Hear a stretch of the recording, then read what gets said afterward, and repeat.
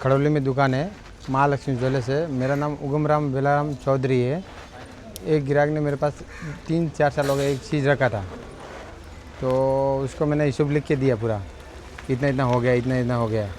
तो मैं बोला 2-3 दिन जाएगा, उसको टाइम जाएगा, तो आपको मैं पैसा भरो, आपको मिल जाएगा।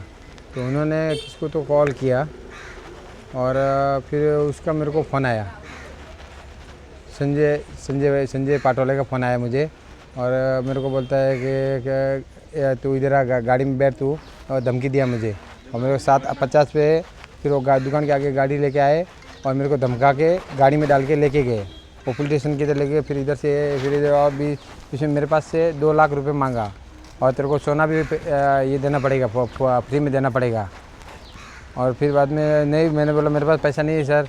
तो उसने मेरे को बहुत मारा। बाबू ने ये बाला, ये अपना इसका क्या नाम है, बाला और संजय पाटोले ने और बाबू ने पकड़ के रखे, मेरे को बहुत मारा।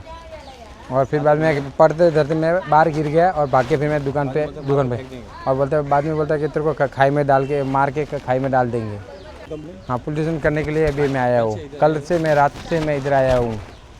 दिनांक 29/10/25 रोजी कल्याण तालुका पोलीस ठाणे येथे श्री उगमराम चौधरी महालक्ष्मी ज्वेलर्सचे मालक यांनी तक्रार नोंद दिली आहे की दिनांक 28/10/25 रोजी सायंकाळी 7:30 वाजता ते महालक्ष्मी ज्वेलर्स खडवले येथे उपस्थित असताना श्री संजय पाठोळे व त्याचे सहकारी हे दुकानात आले व त्यांनी जयश्री गायकवाड यांच्या सोन्याच्या झुमक्याच्या बाबत विचारपूस करून त्यांना जबरदस्ती त्यांच्या इच्छेविरुद्ध त्यांना त्यांच्या फॉर्च्युनर गाडीत घालून घेऊन गेले व त्यांना ते मॅटर सेटल करण्यासाठी 2 लाख रुपयाची खंडणी मागितली। जर खंडणी दिली नाही तर त्यांना मारून दरीत फेकून देऊ अशी धमकी दिली।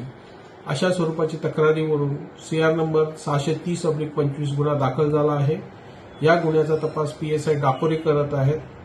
माननीय पोलीस अधीक्षक ठाणे ग्रामीण डॉक्टर स्वामी सर यांच्या मार्गदर्शनाखाली PI गिरी कल्याण तालुका पोलीस ठाणे यांच्या टीमने तिन्ही आरोपींना गुन्ह्यात अटक करण्यात आले आहे। यामध्ये संजय पाठोळे, प्रतीक मारू व तेजस ठाकरे या 3 आरोपींना सदर गुन्ह्यात अटक करण्यात आले आहे।